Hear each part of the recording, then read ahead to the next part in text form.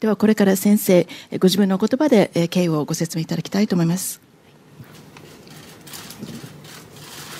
座ったままで失礼いたします。東京都議会議員の塩村彩香です。今日はお忙しい中お集まりをいただきまして本当にありがとうございます。18日東京都議会で初めての一般質問を行いました。前回の定例会では質問ではなく討論というものに立っており、あの場に立つのは2回目でした。しかし今回が私の一般質問初めてとなりました。私が今回訴えておりましたのは2020年東京オリンピック・パラリンピックに向けての受動喫煙対策、そして動物愛護、オリンピック・パラリンピックとは少し離れるんですけれども、悩める女性たち、妊娠、出産、育児、そういった女性たちをどのように東京都がサポートをしていくのか、そのような質問をしておりました。So I ask your indulgence. I'm going to sit while I give my opening remarks. My name is Ayaka Shiomura, and I thank you for taking time out from your busy schedules to attend. On the 18th, as was previously explained, I gave my first questions to the Assembly members. This is called the general interpellation. It was the first time that I had done this. I had previously stood in the same place because I took part in the debate, but this is the first time that I was asking questions in a formal situation. And the things that I was the issues that I was bringing up had to do with the 2020 Olympics and Paralympics. I wanted to ask about Tokyo's policies in regard to being kind to animals, also in regard to trying to deal with the smoking problem for young people. Also, this is an issue that is slightly distant from the Olympics and Paralympics, but I did want to ask the city of Tokyo what it can do to support women as they face difficult issues in regard to having children and being able to raise them. 最初の方からヤジがなかったといえばそうではなかったとは思います。前回の討論の時にも、むしろそちらの方が激しいヤジを浴びておりましたが、その時は、むしろ政策に対するもの、そして私個人に対するものが、多かったように思いますので、そこはむしろ問題になることもなくですね、終わりました。で、今回なんですけれども、最初は受動喫煙対策、そして動物愛護、そして今回騒動となりました問題となりましたヤジが飛んだ部分の、妊娠出産育児に悩める女性たちのサポートをどのように東京都がしていくのかと、いうような質問に入った時にですね、私は未婚ですので、まずは私が結婚をした方がいいというような、不規則発言、ヤジが耳にポンと入ってきました。ある程度その不規則発言といいますか、短い言葉で言えば、ヤジは覚悟して臨んだものだったんですが、まさか何と言えばいいんですかね、少し言葉が違うのかもしれませんが、まさかそんな古典的なそのようなヤジがまさか本会議場で飛んでくるとは思いませんでしたので、覚悟をして臨んだ質問だったとはいえ、あまりにも不意をつかれてしまいまして、耳を疑って一瞬止まってしまいました。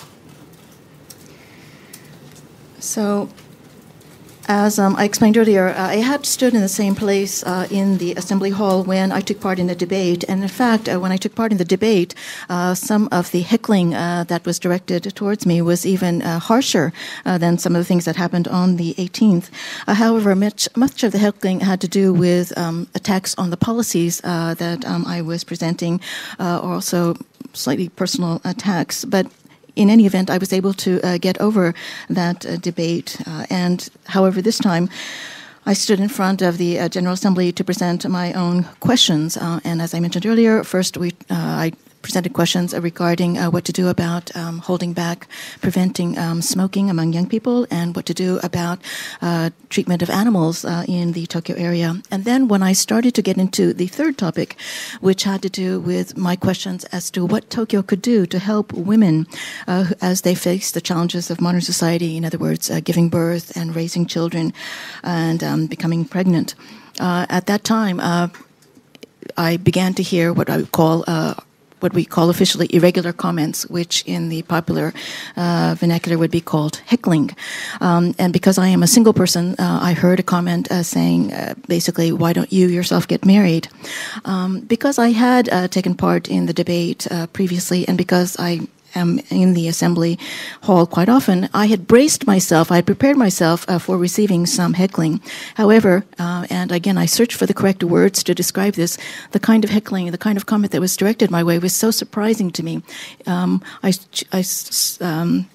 Trying to find the words, I think I would call this very classical thinking, very traditional, old-fashioned thinking. It was so unexpected and something that I had not prepared myself for in this modern age, in this modern hall, to hear that I was, for a moment, thinking that I had misheard the statement. It was so unexpected and so out of place. And because it was so unexpected and so surprising, I stopped in the middle of my speech. で、その時に一瞬やはりとても大きな声でしたので、その声がした方を思わず無意識に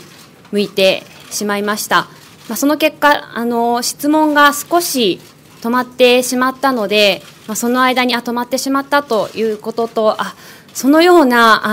考えのやじといいますか不規則発言がこの場であるんだということで、少しびっくりしたのと、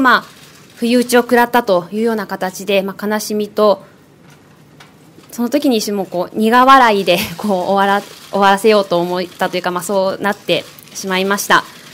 そういったことがあったと言っても、質問を止めるわけには私はいかないと思いました。1年待ってようやく得た一般質問11分間ですから、この機会を失いたくないというのが一番の気持ちでスピーチを続けていきました。不適切な発言といいますか、やじといいますか、不規則発言があったときにですね、私は、あまりにも大きな声だったので、周りの方もこれはおかしいんじゃないかと思った人もたくさんいるとは思うんですが、雰囲気として逆に笑いが起こって、そのような発言でもう皆さん楽しんでいるような状況になってしまいました。そういう状況を感じながら、私はどんどんとその、不妊治療であるとか、不妊、あとは、子育てとかいろんなその悩みを抱えた女性たちの顔、相談に来てくれた人の、言葉とかが頭の中に浮かんできまして、とても申し訳ない気持ちになって、どんどんと悔しい気持ちが増していきました。So when this first heckling began, the person who issued it was speaking in such a big voice. Without even being conscious of this, I looked up in the general direction of that voice. And because I looked up and looked away from my document, I stopped my speech. And then I realized that I had stopped and that this was a very precious opportunity and I had to somehow finish my questions, my speech.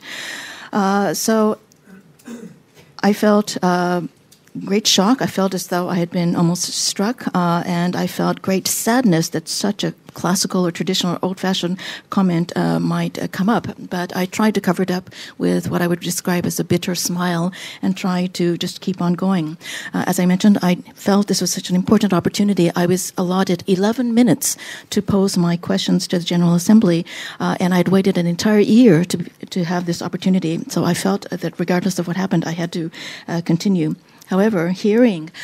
these very inappropriate comments, these very irregular comments, and hearing this comment given in such a loud voice, my natural reaction was that I thought the people around me who heard it also were similarly shocked and rather disturbed. However, the response that occurred in the assembly was that I heard a great deal of laughter. In fact, this moment became apparently an enjoyable one for me, some people in the audience. And as I tried to take in this very unexpected turn of events, I felt I had to again continue with my speech. And I continuing to present the General Assembly with the issues that I had brought, which were that there are women that were having trouble getting pregnant or having trouble raising their children. And as I continued to give my speech, the faces of the people, the women who had come to me with their problems very much came to my mind. I remember the words that they said, and I felt tremendous sadness and also a great deal of beginnings of anger. 私はずっとその演説中といいますかスピーチ中にいろいろな声が耳に入ってきまして、全てを拾うことはもちろん難しいですし、私も大きな声を張り上げながら、スピーチをしていたので全てを拾っているわけではないんですけれども、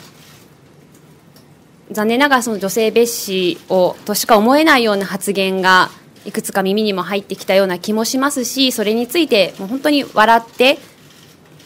面白がっているような雰囲気が少し伺いまして、スピーチ中も本当に複雑な気持ちになりながら続けていました。このような状況になった時に、最初に大きなその声で飛んだ、不規則発言の時に議員であるならば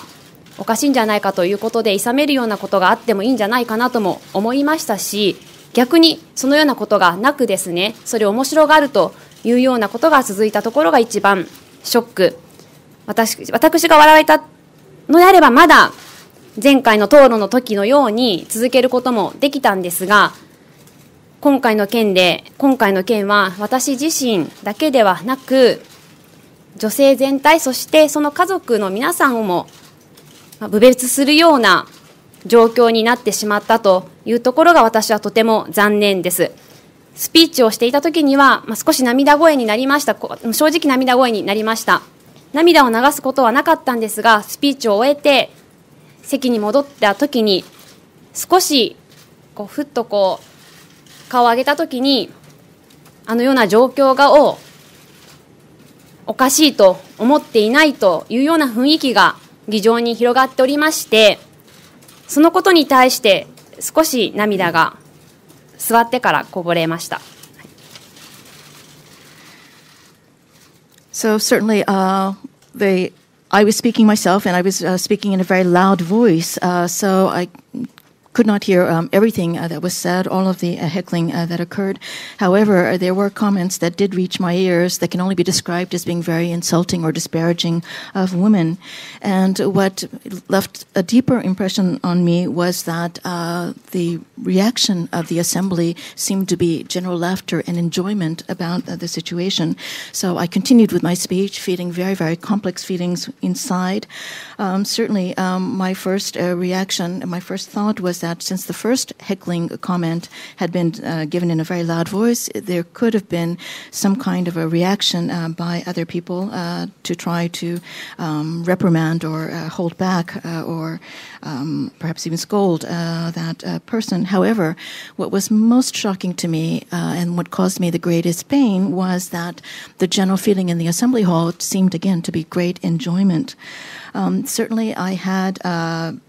experience during the debate previously, and if it were an attack just on my policies or just on me, then I think, again, I could have handled it. But as I went on with my questions and my speech, I realized that the comments that were being given were not just directed towards me, but the women that had similar difficulties, the families of these women who were suffering, and all I could feel was great sadness and great regret. I continued with my speech. I know that my voice sounded as though I were holding back tears. I did not cry when I was at the podium. When I came back to my seat, I raised my head a little bit, and again, I took in the fact that the entire assembly hall seemed to be filled with great enjoyment, and that realization did bring some tears to my eyes when I sat down. 会議が終わりまして控室に戻った時に、もしかしたらすぐにあの時はちょっと申し訳ないと声が大きくやじってしまったというようなことで、該当する方が来てくださるのかなと思っておりました。しかし来たのはその方ではなく記者の方々で、その時の状況を、見ていた知っているのですから、いろいろと問題だと思って来てくださいました。そして翌日に新聞記事に載りました。そこで名乗り出てくださるのかなと思いましたが、それもないままに昨日になりまして、それまでもうちの会派の方で声の聞こえた方の会派さんの方にですね、抗議といいますか言ったんですけれども、正直その証拠がないということで、ちょっとそういうようなことを言われても困るというような報告を受けました。ちょっと正直そこも非常にびっくりしまして、結局その証拠を出せというような感じの論調になってまして、名乗り出るというようなことを待っていたんですけれども、それはありませんでした。で、18日にですね、その処分要求書というものを議長宛てに出しました。このようなことが首都東京の議会であっては私はいけないと思っております。該当する議員で、その時は議員の名前が分からなかったので、結局それが理由で受け取ってもらうことができずに3日以内に出さなくてはいけないというような期限を過ぎてしまいまして、それを受け取ってもらうことができませんでしたので、手続きを踏んだ地方自治法上に手続きを踏んだ処分というものが難しくなった、結果的にできなくなったという状況になりました。そして、知事の会見も、ちょっと記者の方等から聞いたんですけれども、もちろん発言に関しては到底いいものでない、許されるものではないというような内容であったそうなんですが、ただ、議会のことは議会のことでというようなコメント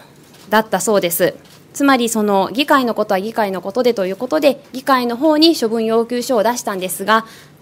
結果その人が特定していないということで受理がされませんでしたので、八方塞がりになってしまって大変に困っておりました。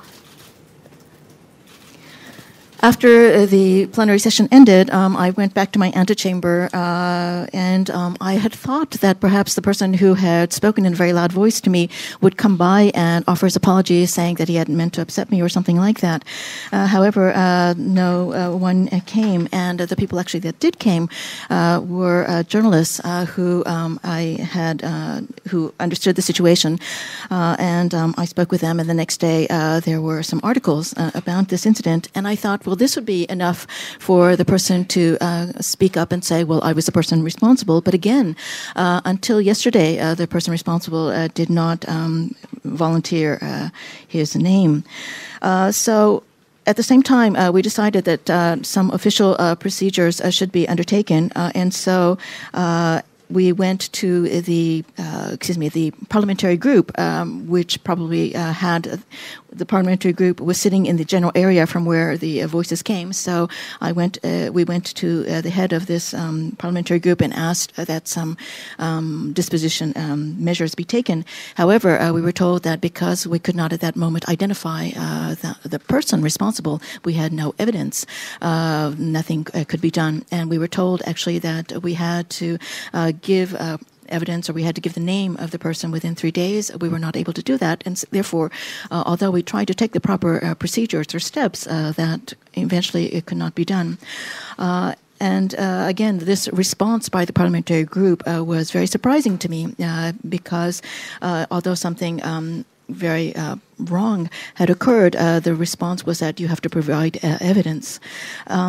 Thinking, however, that this was a very, very serious issue and something that should not happen in the General Assembly of a city as great as Tokyo, I felt a tremendous frustration. Also, during this period, the governor of Tokyo gave a press conference. I was told by journalists that although he commented on the heckling and said that obviously is not a very good thing, at the same time he said the Metropolitan Assembly matters should be left to the Metropolitan Assembly. But as I've mentioned earlier, we tried to take the official steps to try to resolve the situation, but we were told that because we could not provide evidence, etc., nothing could be done. So from the point of having some kind of help from the governor, some kind of help from the assembly itself, it seemed nothing could be done. I felt all doors were closed to me. その後にやはりマスコミ等の報道がかなりありましたので、結果として昨日ですかね、はい、昨日該当する議員さんの方から名乗り出ていただいて謝罪があったという形になっております。名乗り出ていただいた方は1人ですが、あの場でいろいろな不規則発言をした方は決して1人ではなかったと思います。1人が名乗り出て終わってはいけないと思いますし、再発防止を防ぐという点でも今後も名乗り出ていただきたいと思ってますし、これをきっかけに